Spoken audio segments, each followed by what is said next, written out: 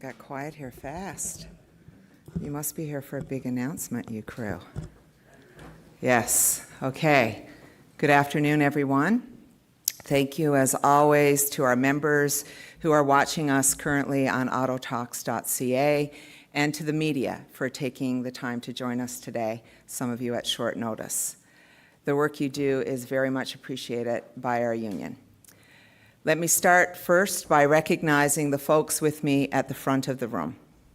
Shane Wark, Assistant to the National Officers, who oversees auto sector collective bargaining.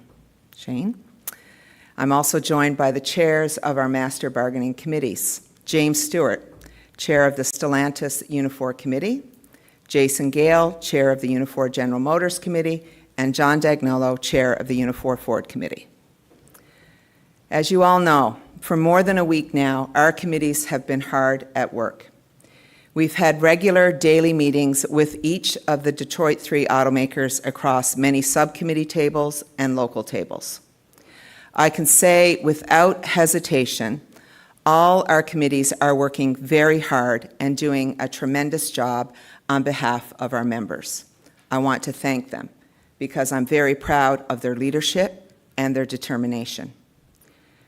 Back on August the 10th, when contract talks were officially opened, my instructions to our negotiating teams were clear. Get our proposals on the table, get down to bargaining without delay. And they've absolutely done this. I can report progress is being made at many of our subcommittee tables to varying degrees with each of the companies. As you can appreciate, there are a lot of moving parts to these negotiations. Essentially, 3 very large sets of negotiations happening all at once. Our members are expecting a lot from us. And delivering the best agreement possible, the best agreements possible, takes time, focus, and resources. Since resuming negotiations on August 22nd, our union presented a directional framework to each of the companies. This framework laid out markers to forming what we believe could be a final settlement. It is built on the 4 core economic issues identified by our Auto Council in May, and you've heard me speak about these before. They include pensions, a very strong wage package, investments, and supports for the EV transition. We presented these, of course, in addition to many other key demands articulated by our members. We did this to help determine the best pathway to negotiating a pattern-setting agreement, one that delivers on key priorities for Unifor members. We also wanted to gauge the company's responses and reactions to see what and who was best aligned with our vision and who was best positioned to lead. Back on August 10th, I did something a little different. I shared with all of you, with the media and our members, my initial thoughts that I was strongly considering Ford Motor Company as the potential target. I saw advantages with Ford. We had unfinished business, I said at that time. I saw the clearest path on what will be a historic EV retooling of the Oakville assembly plant. I was encouraged by Ford Motor Company's transparency with our union on product programs and business plans. I was especially encouraged that Ford publicly stated their desire to lead, to craft a blueprint for the EV future, knowing full well our priorities as a union coming into these talks. I've had good conversations with the folks on this stage and with other members of my team and all of the folks in this room. I've reflected on the opening week of talks. I've listened to the reports of our subcommittee tables, and I've assessed the many conversations that we have had with company officials. I've concluded that the best opportunity for our union's 18,000 members in the auto sector to achieve our bargaining objectives is with Ford Motor Company. Therefore, I am declaring today that I've selected Ford Motor Company as the pattern-setting target for Auto Talks 2023. In the course of talks, Ford Motor Company articulated to us its own vision and framework. And although, as we will always expect this, there are certainly areas of disagreement, there were also areas of alignment. And this is important. Also, our Ford committees have made significant progress in a very short amount of time at subcommittee tables and local bargaining tables. This showed me how serious the company was about taking the lead, walking the walk and not just talking the talk. We also feel that we are in a very strong bargaining position with the company. Oakville is a centerpiece of Ford's EV ambitions in North America. The Windsor operations produce some of the most sought-after engines and component parts for the most lucrative vehicles in the Ford lineup. Add to that a near 99% strike mandate, and we're feeling strong, supported, and ready to bargain. We will approach these talks with Ford to secure the best possible contract for our members. That is our goal.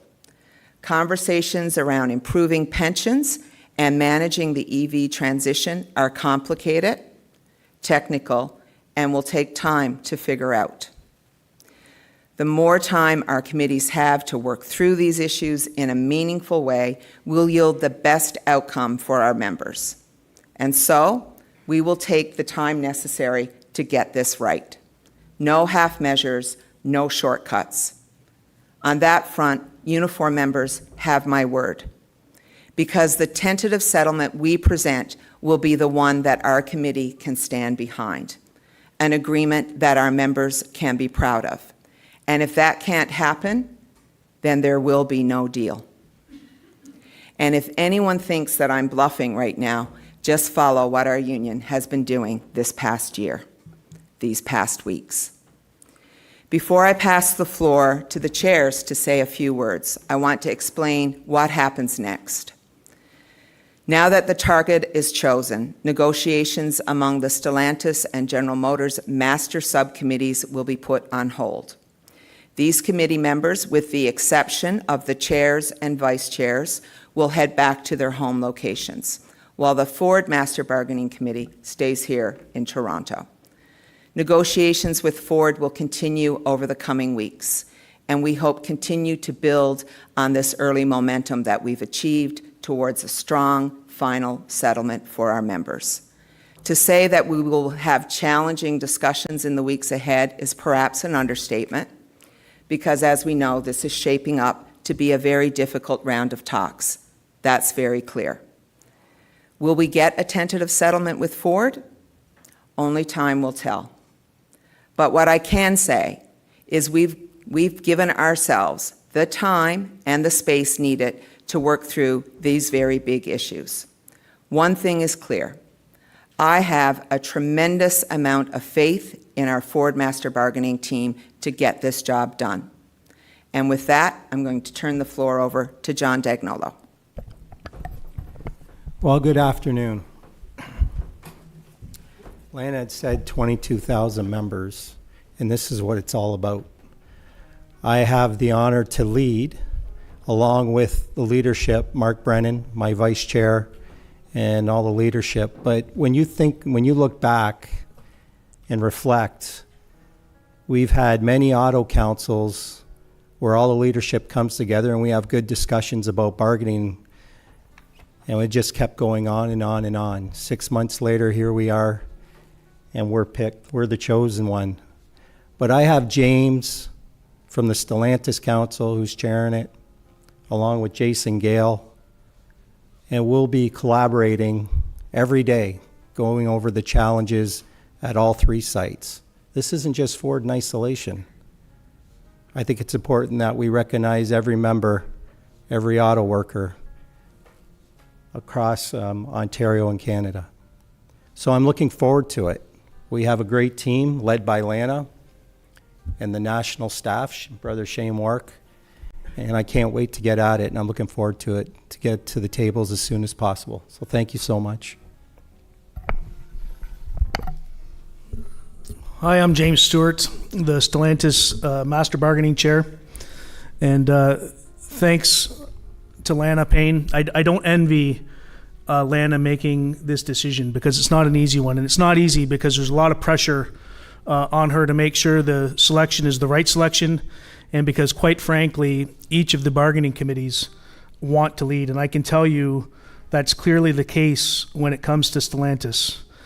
The facts are we have an experienced bargaining committee that have worked tirelessly since we passed demands over on August 10th, and then more so since we've been here bargaining the local committees back home. And I just want to thank them for the tremendous amount of work they put pressure on every day, because the facts are Lana signaled on August 10th that she was leaning towards Ford. And that was a challenge not only to the auto companies to make a move and clearly show us what you want to do, because you got an insight to where her mind was.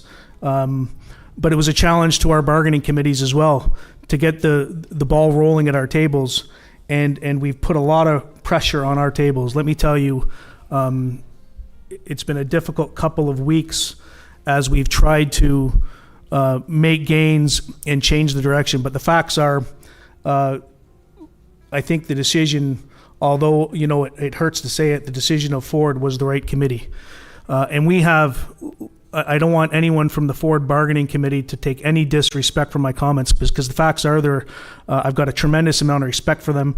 The people they have at their table are experienced, they know what the issues are, and they work closely with us.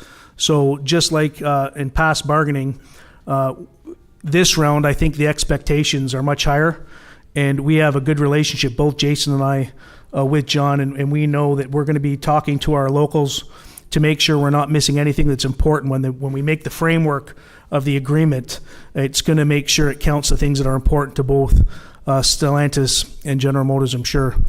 Windsor, Brampton are both going through an EV transition, a retooling that comes with a lot of issues, and we have a lot of work that can't be forgotten to make sure those members don't fall through the cracks, especially at Brampton, that is looking at significant downtime over the course of the next 2 years.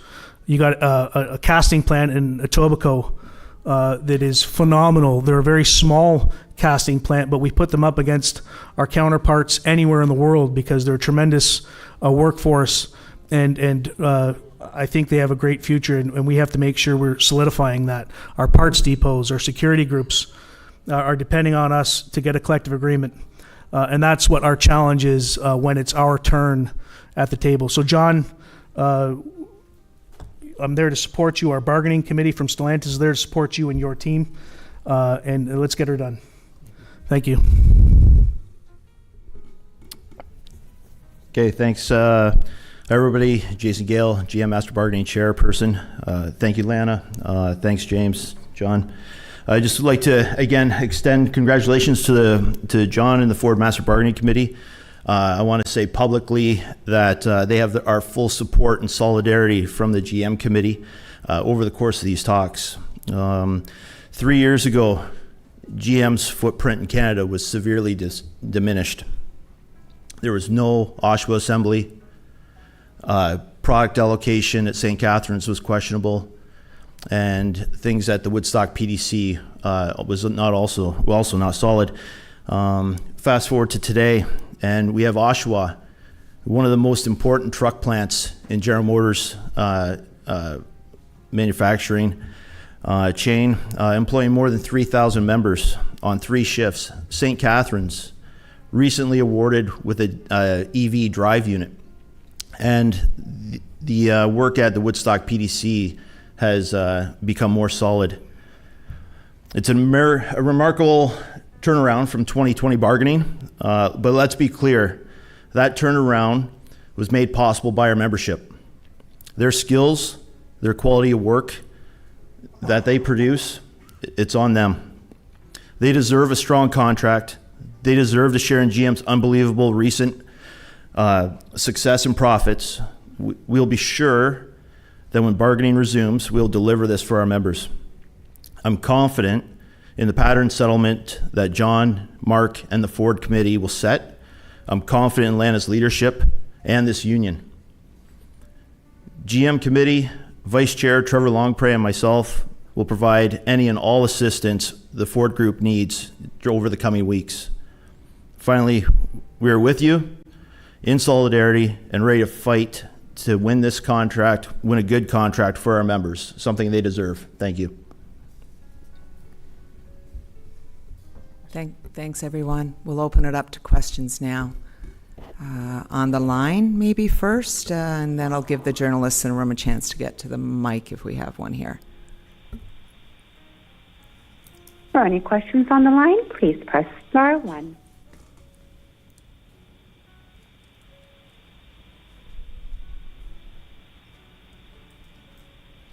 Question on the line from Dale Molnar, CBC News.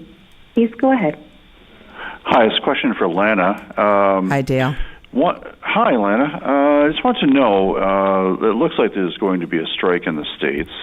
What happens if the UAW strikes Ford, for example, on September 14th? Now, does that give you guys more or less bargaining power going to September 18th and more leverage?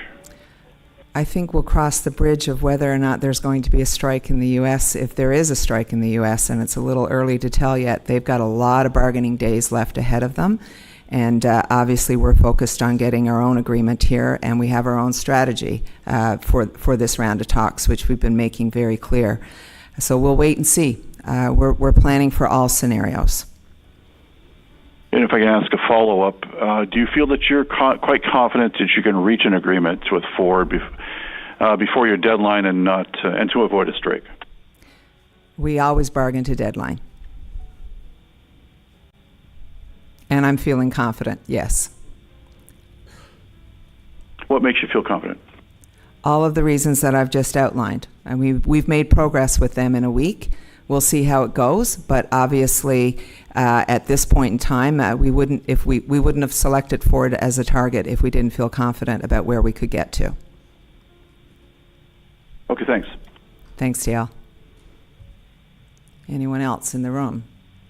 Yes. Hi. David Kennedy with Hi, Automotive David. News. Hi. I just want to get a clear idea of what you mean by unfinished business with Ford. Are we referring to, an electric future for the Windsor and Essex engine plants or something else? I think unfinished business in the sense that in 2020 it was announced that we had a plan for Oakville, and now it's about seeing that through. And they are the most advanced in terms of knowing, for example, potentially what the impact is going to be, what the timelines are. We have a good foundation right now to build from, and to be able to obviously use that experience across the other automakers. Right. And when it comes to Windsor and Essex on the engine side, will that be part of these negotiations to try to get some future electric product in those plants? Always pushing for that, and I made that clear on August 10th as well, that this is making sure that we can get as much investment as possible in all of our facilities. Perfect. And one more, if you don't mind. Obviously, each of the automakers, including Ford, now has a joint venture plant, new joint venture plant somewhere in Canada. Are those plants going to be part of this round of negotiations to try to get some recognition for future unionization? Absolutely. They should be all Unifor plants going forward, no doubt about it, either the easy way or the hard way. Great. Thanks. Hi, Lana. Hi, Bianca. How are you? Good. How are you? Are you sick of seeing me by now? You don't have to answer that. Bianca Barty from the Financial Post. Lana, I was just curious, what was it about the other two companies, GM and Stellantis, that you can speak to that made you not select them? What I would focus on is why we chose Ford, and that was, the progress that we made in the past week, the clear timelines that they've already laid out in terms of their business plans for Canada, the transparency that we've experienced for them, and again, as I've stated, progress made at subcommittee tables and local tables all week. It became pretty clear where we needed to go. What's going on with wages? What can you tell me? They're part of our 4 priorities. Any progress? You'll have to stay tuned for that, Bianca. Thanks. Hey, Lana. Josh Rubin from The Star. Hi, Josh. Hi. So I guess having the UAW in talks at the same time adds a very different dynamic that's been touched upon. I'm just curious, like sometimes when there's only one set of negotiations going on, they'll kind of tend to, you'll get signs that they're starting to funnel production, or trying to get things across the border, a little more quickly to kind of make up for any potential strikes. I mean, are you noticing any different behavior on the company sides this time around? In Canada, no, we're full speed ahead. It's normal production at all of our facilities. Mm-hmm. Are you in contact with UIW? Point taken. It's a different union, and you've got different priorities and everything. I mean, we've heard that, but like, are you at least comparing notes? We have maintained open communication with the UAW. We will continue to do that, but I just want to be clear to you and to everybody, we are bargaining our own collective agreement here. We're setting our own course, we have our own strategy, and we have our own members to deliver for. And their expectations are high for sure, but we have our own priorities here in Canada, and we're going to focus on those priorities. And we wish the UAW the very best in terms of what it is that they feel they need to achieve for their membership across the United States. Thanks. Great, thank you. Okay. No further questions. Thank you very much for your attention today. Thanks for coming, everybody, and let's get this done.